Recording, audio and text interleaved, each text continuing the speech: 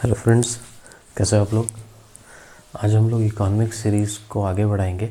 Economics में हम लोग बैंकिंग पढ़ रहे थे, है ना। हम लोगों ने 2 लेक्चर किया था इकोनॉमिक्स में। बैंकिंग में हम लोग मुद्रा बैंक तक देख चुके थे। आज हम लोग एक इम्पॉर्टेंट कंसेप्ट है एनपीए, उसके बारे में पढ़ेंगे। उससे पहले थोड़ा सा बिजनेस कॉरेस्पॉन्डेंस के बारे में देखते हैं, और फिर हम लोग एक बहुत ही इम्पॉर्टेंट टॉपिक बेसल, जो प्रोविजनिंग नॉर्म्स है हमारे बैंक में, जो एनपीए होता है, उसके बारे में स्टडी करेंगे। ठीक है, तो स्टार्ट करते हैं हम लोग आज बिजनेस कॉरेस्पॉन्डेंस से।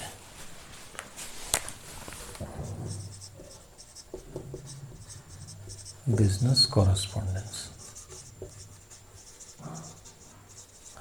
आप देखे होंगे अभी गांव में हमारा जो विलेजेस है, हमारे जो गांव में जो लोग हैं, उन तक क्या है कि कोई एक आदमी जाता है और वो क्या है, एक बैंक के सपोर्टर के तौर पर, या कहो कि बैंक के बिहाफ में काम करता है। मतलब वो बैंक के बिहाफ में काम करने का मतलब ये कहता है कि भाई यूको बैंक, मान लो कोई एक बैंक है, ठीक है, कोई एक सिटी में है, सिटी ए। तो ये सिटी ए में है और इससे कुछ दूर पर मान लो 20-30 किलोमीटर पर एक कोई विलेज है छोटा सा। यहाँ पे विलेज में जो सबसे आखिरी आदमी है, इसको बैंकिंग फैसिलिटी मान लो उपलब्ध नहीं है। इसको बैंकिंग फैसिलिटी नहीं, ये एक्सेस नहीं कर पा रहा है। क्यों? क्योंकि ये सिटी में नहीं है, ये विलेज में रहता है और ये डिस्टेंस है, तो वो नहीं जा सकता है। तो बैंक इसके घर तक पहुंचती है, किसके थ्रू? बिजनेस कॉरेस्पॉन्डेंस के थ्रू। किसके थ्रू? Business correspondence. ये एक आदमी क्या करता है, on the behalf of bank इस तक आता है, इससे पैसे लेता है, इसको पैसा देता है। मतलब बैंक में अगर डिपॉजिट करना हो तो ये इसको पैसा दिया, ये बैंक में डिपॉजिट किया। अगर इसे पैसा कुछ विड्रॉ करना है तो ये बैंक से ना डायरेक्ट विड्रॉ करके थ्रू बिजनेस कॉरेस्पॉन्डेंस क्या करता है, पैसा विड्रॉ करता है और बाकी चीज़ें हैं। तो जो बेसिक बैंकिंग है वो हमारे गांव में जो सबसे आखिरी आदमी है, जो रिमोटेस्ट एरिया में जो लोग हैं, उन तक बैंकिंग फैसिलिटी पहुंचाना, उनको फाइनेंशियल इंक्लूजन, मतलब जो इनका हम लोग कर रहे थे उसमें इंक्लूड करना, मेन स्ट्रीम में इंक्लूड करने का काम कौन करता है? Business correspondence. तो सबसे पहला चीज़ कि बिजनेस कॉरेस्पॉन्डेंस क्यों आया? क्योंकि रिमोटेस्ट एरिया में जहाँ पे बैंक्स नहीं है, वहाँ पे बैंकिंग सर्विसेज प्रोवाइड करना था लोगों को। That is the reason why we came up with a concept known as business correspondence. ठीक है, कोई दिक्कत? तो इसका अगर हम लोग बोलेंगे इसका ऑब्जेक्टिव या एम क्या था, तो फाइनेंशियल इंक्लूजन। क्या क्या करना, हमारा एम इसका क्या था? Financial inclusion. और क्या? And taking banking to the remotest area, जो जहाँ पर बैंक्स नहीं थे, जहाँ एक्सेस नहीं हो पा रहा था, उस एरिया में पहुँचाना। ठीक है, अब है क्या कि ये बिजनेस कॉरेस्पॉन्डेंस जो है, इसका रोल क्या क्या है। तो सबसे पहला चीज़, डिपॉजिट लेता है और ये एक स्मॉल अमाउंट ऑफ लोन भी बोलो, क्रेडिट भी वो प्रोवाइड करता है। क्या करता है? डिपॉजिट भी लेता है और कुछ अमाउंट ऑफ क्रेडिट भी प्रोवाइड करता है। ठीक है, स्मॉल लोन या कहो या इसको क्रेडिट कहो, डिपॉजिट भी और क्रेडिट भी। ये काम किसका है? बिजनेस कॉरेस्पॉन्डेंस का। किस पे?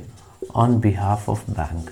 अभी मैंने बताया on behalf of bank, bank के बिहाफ पर ये ऐसा करता है। ठीक है, डिपॉजिट का मतलब समझ गए ना। कोई एक जो हमारे गांव में आखिरी आदमी है, उसको अगर 500 रुपये वो चाहता है कि हम बैंक खाते में जमा करें, तो वो क्या करेगा? बैंक ना जाके इस बिजनेस कॉरेस्पॉन्डेंस को देगा कि ये मेरा 500 रुपया जमा कर दीजिए। तो वो 500 लेके एक पर्ची उसको काट के देता है कि ये आपका रिसीविंग है कि आपने जमा किया है। तो ये डिपॉजिट हो गया। क्रेडिट मतलब कि अगर इसे 500 रुपये का लोन चाहिए तो वो बैंक नहीं जाके बिजनेस कॉरेस्पॉन्डेंस उसको स्मॉल अमाउंट में, ये अमाउंट क्या होता है, स्मॉल अमाउंट में ये लोन या क्रेडिट प्रोवाइड करता है। कौन? Business correspondence. ठीक है, दूसरा चीज़ क्या करता है? इंटरेस्ट कलेक्ट करता है मान लो और रिकवर करता है। ऐसे को मान लो इसने कि उस आदमी को लोन दिया हुआ, बिजनेस कॉरेस्पॉन्डेंस जो हमारा एक आदमी है उसने गांव के आखिरी आदमी को लोन दिया है, तो लोन दिया है तो वो इंटरेस्ट भी प्रोवाइड करेगा, उसको इंटरेस्ट देना पड़ेगा, तो वो कौन देगा इंटरेस्ट? हमारा बिजनेस कॉरेस्पॉन्डेंस उस तक पहुंचाएगा। ठीक है। थर्ड क्या चीज़ है? सेल, जैसे म्यूचुअल फंड्स है, म्यूचुअल फंड्स है या कुछ इंश्योरेंस स्कीम्स हैं, इंश्योरेंस स्कीम्स हैं, म्यूचुअल फंड्स हैं, पेंशन फंड्स हैं, पेंशन फंड, अलग अलग जो बैंक के स्कीम्स हैं उसको भी ये क्या करता है? सेल। मतलब एक बैंक में जो एक जिसे हम लोग बैंक एश्योरेंस कहते हैं, बैंक एश्योरेंस एक टर्म है ना जिसमें कि ये कहा जाता है कि व्हाट इज़ बैंक एश्योरेंस, कि जब बैंक इंश्योरेंस सेक्टर्स के काम को करने लगे, इंश्योरेंस वगैरह सेल करने लगे, तो that is known as bank assurance. तो ये भी क्या करता है? वही काम करता है, सेल करता है ये जो भी प्रोडक्ट्स है बैंक्स के। ठीक है। और लास्ट स्मॉल वैल्यू रेमिटेंस, ये रेमिटेंस भी रिसीव या पे करता है, रेमिटेंस भी क्या करता है? रिसीव करता है या पे करता है। ठीक है ना। रेमिटेंस का मतलब कैश, मान लो आखिरी आदमी है गांव में, उसको पैसा निकालना है 1000 रुपये अपने अकाउंट से, तो वो किससे निकलवाएगा? बिजनेस कॉरेस्पॉन्डेंस से उससे पैसा लेगा, तो वो रेमिटेंस का काम हुआ। ठीक है। तो यही क्या है? रोल है किसका? बैंकिंग कॉरेस्पॉन्डेंस का। अब इसके बाद इम्पॉर्टेंट चीज़ क्या है कि कौन है जो बैंकिंग कॉरेस्पॉन्डेंस के तौर पर काम कर सकता है? कोई आदमी तो नहीं होगा, पर्टिकुलर किसी आदमी को या किसी ऑर्गेनाइजेशन को बनाया जाएगा। तो सबसे पहला क्या है? एनजीओ। बैंक उसको क्या करती है? लाइसेंस प्रोवाइड करती है, उसको अलाउ करती है, किसी मान लो एनजीओ है कहीं पर, कि आप as a business correspondence on the behalf of the bank आप क्या करो?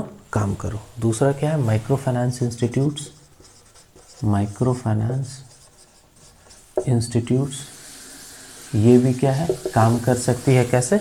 As a banking correspondence. तीसरा क्या है? पोस्ट ऑफिस, पोस्ट ऑफिस भी काम करती है as a business correspondence on the behalf of bank.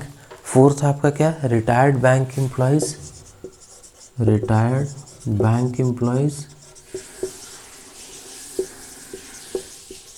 Retired bank employees भी काम कर सकते हैं। उसके बाद क्या है? Trusted person of that area, कोई एक मान लो उस एरिया का ट्रस्टेड पर्सन है, मतलब जिस पे लोगों को ट्रस्ट है, वैसे लोग को भी क्या किया जाता है? बिजनेस कॉरेस्पॉन्डेंस के लिए बैंक चूज़ करती है। और क्या है यहाँ? रिटायर्ड बैंक एम्प्लॉयज़, इसी में एक्स सर्विसमैन भी हम लोग लिख सकते हैं, एक्स सर्विसमैन, सर्विसमैन और रिटायर्ड गवर्नमेंट एम्प्लॉय ये भी हो सकते हैं, ऑफिशियल्स और एम्प्लॉय ये भी क्या है? बैंकिंग कॉरेस्पॉन्डेंस का काम करते हैं। और पेमेंट बैंक्स जैसे हमारा पेटीएम वगैरह है वो सब भी, पेमेंट बैंक्स ये भी काम करते हैं किसका? बिजनेस कॉरेस्पॉन्डेंस का। तो आप क्वेश्चन यहाँ पर ये इंपॉर्टेंट है, आपको पूछा जाएगा बिजनेस कॉरेस्पॉन्डेंस का कंसेप्ट तो आपको क्लियर हो गया। ठीक है। और बिजनेस कॉरेस्पॉन्डेंस ये पूछा जाएगा कि बिजनेस कॉरेस्पॉन्डेंस क्या लोन प्रोवाइड करती है? तो यस, अगर आपको बोला जाएगा कि बिजनेस कॉरेस्पॉन्डेंस ज़्यादा लोन प्रोवाइड करती है, तो नो, लोन प्रोवाइड करती है but in very small quantity. तो ये आपको यूपीएससी में या स्टेट पीसीएस में आपको पूछा जा सकता है। आपको एक कॉमन स्टेटमेंट दे दिया जाएगा कि business correspondence can provide credit, can provide loan, तो इट इज़ ट्रू और not? Yes, it is true at some extent, थोड़ा अमाउंट में, लेकिन देता तो है। लेकिन अगर ये बोल देगा कि business correspondence can provide loan to set up a industry और set up a business in the remotest area of जो इंडिया है, तो वो नहीं होगा। क्यों? क्योंकि इंडस्ट्री या स्मॉल कुछ भी हम लोग स्टार्टअप करेंगे तो उसमें ज़्यादा अमाउंट लगेगा, तो that this they will not provide. तो ये इंपॉर्टेंट है। दूसरी चीज़ कि और क्या क्या चीज़ करती है? तो पैसा निकासी जमा ये भी करती है। अब पूछेगा ये कि बिजनेस कॉरेस्पॉन्डेंस बताओ कि कौन एज अ बिजनेस कॉरेस्पॉन्डेंस काम कर सकता है? तो हम लोग नॉर्मली यही समझते हैं कि कोई आदमी ही काम करता है, लेकिन पोस्ट ऑफिस भी काम करता है, NGO, micro finance institutes, payment banks, they can also work as business correspondence. ठीक है, होप क्लियर हो गया होगा। बिजनेस कॉरस्पॉन्डेंस के बाद अब हम लोग जो एक टॉपिक पढ़ेंगे दैट इज़ एनपीए। एनपीए क्या है, आपको पीटी में ये पूछा जा सकता है, ये बताओ कि एनपीए जो है कब कोई लोन को हम लोग एनपीए बोलते हैं। ठीक है, लेकिन उससे ज़्यादा इम्पॉर्टेंट ये क्या, एनपीए को समझना, अगर आपको अपने इकॉनमी को समझना है, अपने बैंकिंग को समझना है, ठीक है, तो उसके लिए आपको एनपीए समझना बहुत ज़रूरी है। दूसरी चीज़, मेंस के लिए बहुत इंपॉर्टेंट टॉपिक है, मेंस के लिए खासकर ये ज़्यादा इंपॉर्टेंट टॉपिक है। पीटी में भी ऐसा नहीं कि एनपीए से क्वेश्चन नहीं आता है, पीटी में भी आता है, लेकिन कुछ स्पेसिफिक चीज़ें आ सकती है, बाकी मेंस के लिए तो एनपीए है। ठीक है, सबसे पहले इसका क्या होता है, नॉन परफॉर्मिंग एसेट, मतलब ऐसा एसेट, ऐसा पैसा जो कि अब परफॉर्म नहीं कर रहा है। किसके लिए परफॉर्म नहीं कर रहा है, जैसे मेरा पैसा हमने किसी को दिया है, वो पैसा मेरा रिटर्न नहीं आ रहा है, तो क्या होगा, मेरा जो पैसा है अब मेरे लिए कुछ परफॉर्म नहीं कर रहा है। हम इस पैसे से इकॉनमी में कुछ कर नहीं सकते हैं, कुछ परचेज नहीं कर सकते हैं, कहीं इन्वेस्ट नहीं कर सकते हैं, मतलब वो पैसा मेरा कुछ जनरेट मेरे लिए अब नहीं कर रहा है, तो that is known as non performing. तो यहाँ पर नॉन परफॉर्मिंग किसका, बैंक का। क्यों, क्योंकि बैंक क्या करती है, क्रेडिट देती है, लोन देती है, और जो लोन दी बैंक, ठीक है, ये बैंक है कि क्रेडिट दी, जिसको कि हम लोग लोन भी बोलते हैं, लोन दी, तो क्या हो गया, इस लोन पे बैंक का अर्निंग क्या है, कैसे बैंक चल रहा है, तो लोन क्या पे, क्रेडिट पे बैंक क्या करती है, इंटरेस्ट लेती है, इंटरेस्ट लेती है। अगर ये इंटरेस्ट मान लो 90 डेज तक आया ही नहीं, ना प्रिंसिपल अमाउंट आ रहा है ना इंटरेस्ट आ रहा है, मान लो एक लोन है, तो लोन में क्या है, प्रिंसिपल अमाउंट, मान लो हम 5 लाख रुपया लोन लिए हुए हैं बैंक से, ठीक है, और मेरा इंटरेस्ट है 5,000 रुपया मंथ, महीना, मान लो ऐसे, ठीक है, हम क्या है 3 मंथ तक, मतलब 90 डेज तक एक भी रुपया एज अ इंटरेस्ट बैंक में जाके नहीं दिए। उसके साथ साथ ये भी नहीं किए, मान लो 5 लाख था मेरे पास, कहीं से 2 लाख रुपए आया, तो हम बैंक में गए, हम बोले कि भैया देखिए मेरे पास 2 लाख रुपए, हम अभी जो 5 लाख लोन दिए उसमें 2 लाख डिपॉजिट करा देना चाहते हैं, ताकि मेरा लोन अमाउंट घट के 3 लाख हो जाए और मेरा इंटरेस्ट भी थोड़ा कम हो जाए। तो ना तो ये हो रहा है, ना ही ये जो 5,000 का मेरा मंथली इंटरेस्ट हमको जो पे करना था, ना हम वो कर रहे हैं। तो जब ये कंडीशन आ जाएगा, कब, 90 डेज, कि कोई भी आदमी, ऐसे समझो एज अ पर्सन मैंने पैसा लिया हुआ है, 90 दिन तक अगर मैंने बैंक में जाके इंटरेस्ट भी नहीं जमा किया और प्रिंसिपल अमाउंट भी नहीं, या प्रिंसिपल अमाउंट का कुछ सर्टेन अमाउंट भी नहीं जमा किया, तो then we can say that कि जो पैसा, जो लोन बैंक ने मुझे प्रोवाइड करा था, that is not performing well for bank, वो बैंक के लिए परफॉर्म नहीं कर रहा है, वो बैंक के लिए कोई रेवेन्यू जनरेट नहीं कर रहा है, तो that is known as non performing asset and NPA. तो इसी को हम लोग क्या बोलते हैं, एनपीए। तो सबसे पहला क्वेश्चन आपको पीटी में आएगा कि कोई भी अमाउंट जो बैंक प्रोवाइड करती है वो कब एनपीए हम लोग कह सकते हैं, तो बोलोगे क्या, आफ्टर द 90 डेज। तो ये सबसे इम्पॉर्टेंट चीज़ आपको याद रखना है कि एनपीए कब होगा कोई भी चीज़, जब वो 90 दिन, इसका क्या, दोनों चीज़ याद रखना है कि इसमें इंटरेस्ट और प्रिंसिपल अमाउंट, अगर दोनों में से कुछ भी बैंक को नहीं आएगा 90 दिन तक किसी लोन का, तो वो क्या कहला जाएगा, हमारा एनपीए। ठीक है, अब इसका इफेक्ट क्या पड़ता है, इफेक्ट ऑन बैंक कहो और एज अ होल इकोनॉमी, मतलब बैंक पे डायरेक्ट और इनडायरेक्टली किस पर असर पड़ेगा, इकोनॉमी पे। तो इसका क्या क्या इफेक्ट हो सकता है, ये हम लोग देखते हैं। सबसे पहला इफेक्ट, मान लो बैंक हमको लोन दी थी 5 लाख रुपया, और बैंक को हम उसके एवज में क्या कर रहे थे, इंटरेस्ट पे कर रहे थे और प्रिंसिपल अमाउंट भी कर रहे थे, हम ये पे करना बंद कर दिए। अब एज अ बैंक, मान लो आप बैंक हो, आपका 5 लाख रुपया जो था, जो आपके लिए रेवेन्यू जनरेट कर रहा था, वो तो स्टक हो गया, फंस गया। अब ये 5 लाख रुपया तो आपके पास है नहीं किसी को देने के लिए, इसका मतलब क्या हो गया, लेस रिसोर्स हो गया आपके पास, आपका रिसोर्स क्या हो गया, घट गया, लेस रिसोर्स एट बैंक में क्या बचा, रिसोर्स क्या बचा, कम बचा, बैंक में रिसोर्स कम बचेगा, तो क्या होगा, वो पैसा कम देगा। दूसरी चीज़ लॉस ऑफ ट्रस्ट हो जाएगा, लॉस ऑफ ट्रस्ट। बोरोवर्स जो मान लो अब पैसा लेने वाला है बैंक से, मान लो जैसे समझो कि हम बोरोवर हैं, 5 आदमी हैं, ठीक है, 1 2 3 4 5, ये 3 ने पैसा लिया हुआ है और इसका पैसा जो है एनपीए हो गया। अब हम और 2 आदमी, हम और आप, तो क्या है, हम लोग को बैंक से पैसा लेना था, तो हम लोग जाएंगे, सोचेंगे कि किस बैंक से पैसा ले, तो आपको लगेगा कि यार ये बैंक जो है ना, जिसमें 3 आदमी, इतना ज़्यादा इसका लोन तो एनपीए है, इसका मतलब ये कभी भी भाग सकता है, मतलब ख़त्म हो जाएगा, क्या हो जाएगा, बैंक रन हो जाएगा, बैंकरप्ट हो जाएगा, या इसकी स्थिति कभी भी और ख़राब हो सकती है। तो हम लोग क्या कहेंगे कि इसमें हम जाके लोन इस बैंक से नहीं लेंगे। तो लॉस ऑफ ट्रस्ट हुआ बैंक्स का, किसके नज़र में, बोरोवर्स के नज़र में। ये भी क्या है, इफेक्ट है किसका, आपका एनपीए का। तीसरा चीज़ आपका इसमें क्या है, पॉजिटिव बैंक, अभी जो बोल रहा मैंने, बैंक रन, ये कैसे कहूँ, लॉस ऑफ ट्रस्ट जब हो जाएगा, क्या बता रहा था, चलो देखते हैं, हाँ, बैंक रन, बैंकरप्सी,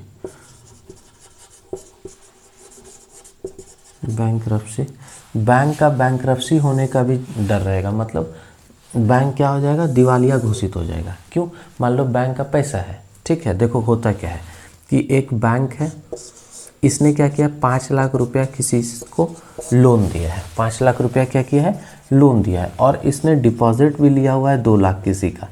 तो डिपॉजिट लिया है लोन, और यही इसका टोटल कैपिटल था 5 लाख, इसने 5 लाख लोन दिया, इस लोन में सब खराब हो गया, एनपीए हो गया। तो अब जो हम, जिसने 2 लाख डिपॉजिट किया था, हम तो अपना पैसा मांगेंगे ना जी कि मेरा पैसा दो। तो ये 2 लाख रुपया जो हमने डिपॉजिट किया था, वो पैसा क्या हुआ, इसने एज अ लोन प्रोवाइड कर दिया दूसरे को। तो इसके पास मेरा 2 लाख तो बचा नहीं, प्लस मेरा जो इंटरेस्ट जो ये हमको 2 लाख पे देता वो भी नहीं बचा। तो ये क्या बोलेगा, भैया हमको दिवालिया घोषित कर दो, I do not have any money to return you, तो इसलिए हम क्या हो जाएंगे, दिवालिया। तो ये क्या हो गया, बैंकरप्सी। तो बैंक पे बैंकरप्सी होने का भी क्या होगा, खतरा मंडराएगा। चौथा चीज़ क्या होगा, बैंक रन। बैंक क्या होगा, बैंक रन। बैंक रन मतलब बैंक दौड़ने लगता है ना, रन नहीं, ऐसा नहीं होता। बैंक रन का मतलब डिपॉजिटर्स दौड़ने लगते हैं, ऐसा समझो, डिपॉजिटर्स दौड़ने लगते हैं, रन करने लगते हैं। मतलब क्या होता है कि जब अभी यस बैंक के साथ सुने होंगे, ऐसा ऐसा कांड होते रहता है कि 3 आदमी था जिसने पैसा लिया और एनपीए कर दिया, 2 आदमी बेचारा सोच रहा है इस बैंक से जाके पैसा लेना है, तो लेगा नहीं, that is loss of trust.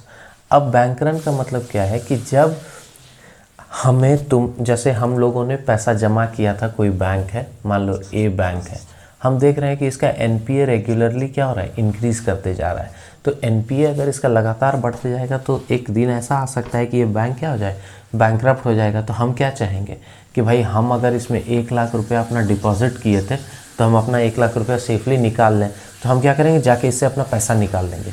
तो क्या होगा, शॉर्ट ड्यूरेशन में अगर किसी बैंक से डिपॉजिटर्स, जिसने पैसा जमा किया है, वो अपने पैसे को निकालने, निकासी करने के लिए जाएगा, निकासी करना स्टार्ट कर देगा, तो उसी को हम लोग बोलते हैं बैंक रन। जब डिपॉजिटर्स अपना पैसा शॉर्ट टर्म में, बहुत सारा पैसा डिपॉजिटर्स अपना बैंक से निकालने लगते हैं, क्यों, क्योंकि बैंक में एनपीए बढ़ रहा है, तो सॉरी, तो that is known as bank run. समझ में, होप क्लियर हो गया होगा, ठीक है। तो ये क्या था, इफेक्ट ऑन बैंक, और ओवरऑल क्या है, इकोनॉमी पे असर पड़ेगा। आपको पूछेगा कि how NPA will effect economy, तो आप बोलोगे क्या कि जब हमारे सिस्टम में हमारे बैंक्स एनपीए हो जाएंगे, तो bank is the main creditor of our economy. हमारे इकोनॉमी में जो सबसे ज़्यादा क्रेडिट देता है, लोन देता है, कौन देता है, बैंक देता है। बैंक लोन नहीं दे पाएगी तो इंडस्ट्री नहीं लगेगा, इंडस्ट्री नहीं लगेगा, एम्प्लॉयमेंट नहीं होगा, एम्प्लॉयमेंट नहीं होगा, डिमांड नहीं होगा, डिमांड, सप्लाई खत्म हो जाएगा, डिमांड नहीं होगा, लोगों के परचेजिंग पावर नहीं रहेगा, लोग क्या हो जाएंगे, बेरोजगार। और बेरोजगार से फिर क्या होगा कि लोग खाना नहीं खा पाएंगे, और ये और बहुत सारी चीज़ें। तो ये क्या, हमारे इकोनॉमी में पूरा कास्केडिंग इफेक्ट प्रोड्यूस कर देगा, ठीक है। तो ये क्या था हमारा इफेक्ट। अब है इसका रीज़न, कि कुछ रीज़न है कि क्यों एनपीए हो जा रहा है पैसा। ठीक है, बहुत सारा रीज़न है। कहीं पर क्या होता है, मान लो कि हमने 5 लाख रुपए बैंक से लोन लिया। अच्छा, एक चीज़ एनपीए, एक चीज़ मैं बताता हूँ, ये गुड भी होता है और बैड भी होता है। मतलब कुछ अच्छा एनपीए भी होता है, कुछ ख़राब एनपीए भी होता है। कहने का मतलब, अच्छा ख़राब कहने का मतलब क्या कि मान लो मैंने एज अ फार्मर, हम एक फार्मर हैं, एक किसान है, हमने 5 लाख रुपए का लोन लिया, ठीक है, बैंक से, कि हम जो है इस बार मान लो कॉटन या कॉफ़ी की खेती करेंगे। ठीक है, तो हमने बैंक से 5 लाख रुपया लिया और ये मेरा खेत है, इसमें मैंने कॉफ़ी का प्लांटेशन किया। लेकिन क्या हुआ, कंडीशन ड्रास्टिक हो गया, मतलब बहुत ज़्यादा पानी पड़ गया, बहुत ज़्यादा कुछ भी वेदर जो है, जो मौसम है वो हमारा साथ नहीं दिया, या और भी रीज़न से मान लो पूरा फसल ही ख़राब हो गया, कीड़े ने खा लिया, वट एवर द रीज़न में भी, तो मेरा जो कॉफ़ी जो हमने लगाया था वो प्रोडक्शन अच्छा नहीं हुआ। तो प्रोडक्शन अच्छा नहीं हुआ तो क्या होगा, हम इससे कुछ बेनिफिट नहीं कमाएंगे। 5 लाख इन्वेस्ट किए थे, पता चला कि 2 लाख ही मेरा ओवरऑल कमाई हुआ।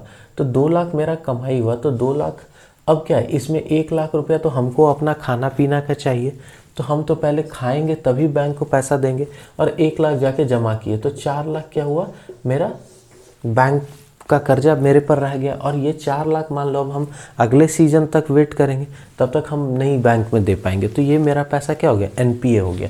तो ये एनपीए क्या है, ऐसा एनपीए जो कि not because of the intention, हमारा इंटेंशन गलत नहीं था, हम विलफुली नहीं चाह रहे थे कि हम बैंक को पैसा नहीं दें, बट द सिचुएशन जो मेरे चारों तरफ था, जो सिचुएशन हुआ, वो सिचुएशन हमको क्या किया, एनपीए करने पर मजबूर कर दिया। तो ऐसे एनपीए को गुड एनपीए कहते हैं। मतलब मोरली आप इसको कह सकते हैं, तो this is good, good in the sense कि ये जो एनपीए हुआ है not because of the intention, was not intentional NPA.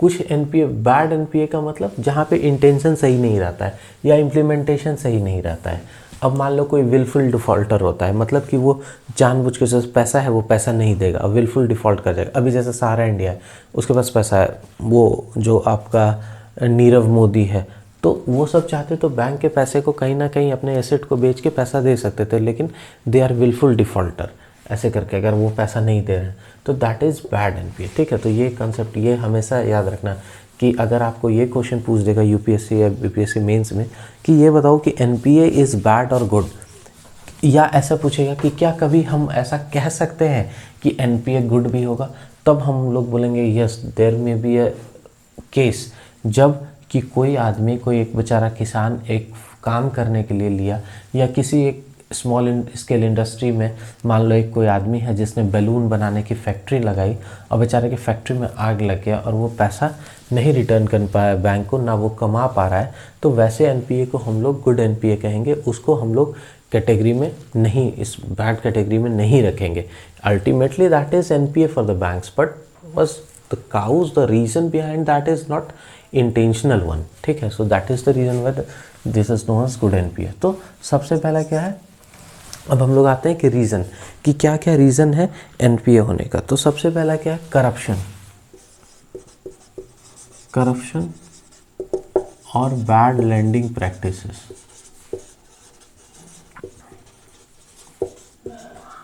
मान लो कोई आदमी है जिसका कि अभी अगर आप लोन लेने जाओगे बैंक्स में तो आपका सिविल चेक किया जाता है। सिविल क्या है, वो आपके पैन कार्ड से लिंक होता है। पैन कार्ड से लिंक करने का मतलब ये, जब आप सिविल रिपोर्ट अपना निकलवाओगे तो आपका जो भी पैन कार्ड से रिलेटेड जो डिटेल है, कहने का मतलब आपका मान लो जितना बैंक अकाउंट है, जितना लोन्स आप चला रहे हो, जितना क्रेडिट कार्ड आप यूज़ कर रहे हो, सारा चीज़ यहाँ पर दिखेगा कि आप यूज़ कर रहे हो कितना, और कितना आपने डिफ़ॉल्ट किया है या सही से आप चला रहे हो। तो मान लो किसी आदमी का, कोई आदमी गया बैंक में, बोला कि भाई हमको लोन चाहिए 5 लाख, बोलेगा ठीक है आपका सिविल निकाल देते हैं।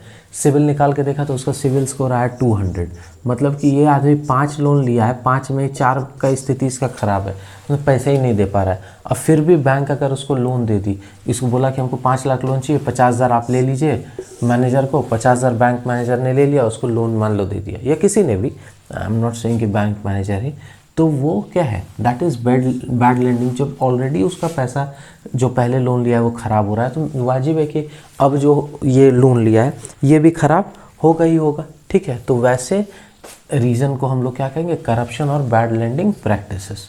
दूसरा सेकंड जो हमारा है, स्लो डाउन इन इकॉनमी। अभी जैसे कोरोना हो गया, slow down in economy, example इसका रख लो कोरोना और कोविड-19। अभी जो कोविड-19 हुआ उसके कारण क्या हुआ, हमारा इकॉनमी पूरी तरह से स्लो डाउन हो गया, चीज़ें बिक नहीं रही थी, लोग कंज्यूम नहीं कर रहे थे, ठीक है। बहुत सारी चीज़ें, बहुत छोटे छोटे इंडस्ट्रीज़ बैठ गए, खासकर जो पब्लिक में जैसे ट्रांसपोर्टेशन का काम था, जिनके पास बसेस थी। आप गुजरात में थे बस के, मतलब जो बस चलवाते थे, ट्रांसपोर्ट का काम करते थे, वो लोग क्या हो गया, कोई पैसेंजर ही नहीं था, तो उनका पैसा क्या हो गया, लोन लिया हुआ था, वो क्या होगा, एनपीए हो गया। तो ये किसके कारण है, इकॉनमी के स्लो डाउन के कारण। क्यों इकॉनमी हो गया स्लो डाउन, क्योंकि एक कोई रीज़न था, जैसे ये रीज़न या कोई भी रीज़न, दूसरा रीज़न भी हो सकता है। तीसरा क्या है, wilful defaulter. Wilful defaulter, wilful defaulter क्या होता है, इसके पास पैसा रहता है लेकिन ये देना नहीं चाहता है, तो ये जानबूझ के पैसा नहीं देता है, तो ये अपने लोन को क्या कर देता है, आपका एनपीए करवा देता है, ठीक है। उसके बाद कंपटीशन भी है, कंपटीशन फ्रॉम फॉरेन इंडस्ट्रीज, जैसे अभी स्टील इंडस्ट्रीज है, मान लो आपके यहाँ भी, भारत में भी स्टील इंडस्ट्री है, फॉरेन में भी स्टील इंडस्ट्री है, मान लो चाइना में भी है। तो चाइना क्या करेगा, अपना एक छड़ आपके यहाँ भेजेगा, बोलेगा इस छड़ का कॉस्ट जो है भाई 500 रुपये में हम देंगे। यही छड़ अगर आपके भारत में बन रहा है और आप इसको 1000 रुपये बेचोगे या 800 रुपये में या 600 में, तो लोग क्या करेंगे, किसके छड़ को खरीदेंगे, कौन सा ये लेंगे। तो जो सस्ता है, तो सस्ता है तो वो क्यों हुआ, बाहर वाले का छड़ क्यों बिका, because of competition. Foreign investor जो इंडस्ट्रीज़ है उस वो भी यहाँ पर माल बेच रहे हैं। हम लोग जब ओपन इकॉनमी है तो हम लोग वो भी अपने प्रोडक्ट्स को यहाँ बेच रहे हैं, तो उनका प्रोडक्ट्स क्या है, हमारे से मान लो रीज़नेबल रेट पे मिल रहा है, ज़्यादा सस्ता मिल रहा है, तो लोग उससे खरीदेंगे। तो हमारा जो इंडियन कंपनी है वो क्या हो जाएगा उसके पास उसका बिकेगा नहीं प्रॉपर, उसको रिटर्न नहीं आएगा, रेवेन्यू नहीं जनरेट होगा, तो वो क्या है, अपना लोन चुका नहीं पाएगा, तो लोन क्या हो जाएगा, एनपीए हो जाएगा, ठीक है। और कुछ गवर्नमेंट पॉलिसीज़ भी रहती है ऐसी, कुछ गवर्नमेंट पॉलिसीज़ भी ऐसी होती है जो आदमी का जो है काम ठप करा देता है, जैसे डिस्कॉम, एग्जाम्पल इसका लिख लो, डिस्कॉम। तो इसके कारण भी क्या हो सकता है, एनपीए हो सकता है।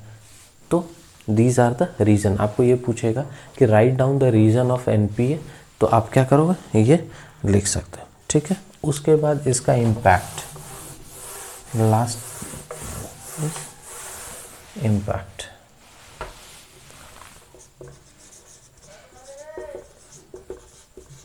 अब इम्पैक्ट क्या होगा, सिंपल सा चीज़ है, बैंक लोन दिया, बैंक के पास पैसा वापस नहीं आया, कोई इंटरेस्ट नहीं आया, तो इसका प्रॉफिट क्या हो जाएगा, घट जाएगा। तो बैंक का प्रॉफिट विल डिक्रीज।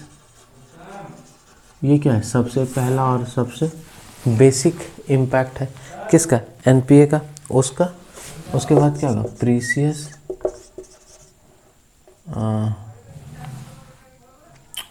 प्रीशियस क्या बोल सकते हैं उसको, अमाउंट गेट लॉक्ड। जो प्रीशियस हमारा पैसा था वो क्या होगा, लॉक हो जाएगा।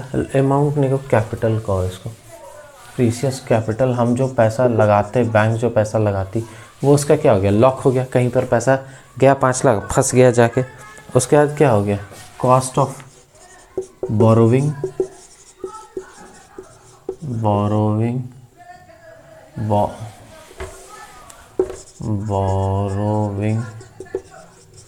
वो क्या हो जाएगा, बढ़ जाएगा। बैंक क्या करेगी, अब चूंकि बैंक के पास पहले 10 लाख था, 5 लाख रुपया लोन दिया, उसका लोन पैसे डूब गया, पैसा खराब हो गया, एनपीए हो गया, तो अब उसके पास 5 ही लाख बचा। तो वो क्या चाहेगा कि हम इसी 5 लाख से कंपनसेट करें जो मेरा 5 लाख जा रहा है। तो वो क्या करेगा, अपना जो इंटरेस्ट रेट है उसको क्या कर देगा, इंक्रीज़ करेगा। तो अल्टीमेटली मतलब क्या होगा कि बोरोइंग का जो कॉस्ट है वो क्या हो जाएगा, बढ़ जाएगा। उसके बाद क्या होगा, स्टॉक प्राइस ऑफ बैंक ये क्या हो जाएगा, डिक्रीज़ कर जाएगा। बैंक जो स्टॉक मतलब जो कोई बैंक है, मान लो यूको बैंक है, एसबीआई है, पीएनबी, अच्छा पीएनबी नीरव मोदी केस हुआ ना, तो आपने देखा है कि पीएनबी का जो स्टॉक 100-150 रुपये में था वो आके 30 रुपये 20 रुपये पे आ गया। क्यों, क्योंकि लोगों का ट्रस्ट कम हो, तो लोग अपना पैसा खींचने लगे, वापस निकालने लगे, जिसको बैंक रन हम लोग कहते हैं। तो स्टॉक प्राइस क्या हो जाएगा बैंक का, वो डिक्रीज़ कर जाएगा। और लास्ट जो बहुत बुरा इम्पैक्ट है, तो लेस इन्वेस्टमेंट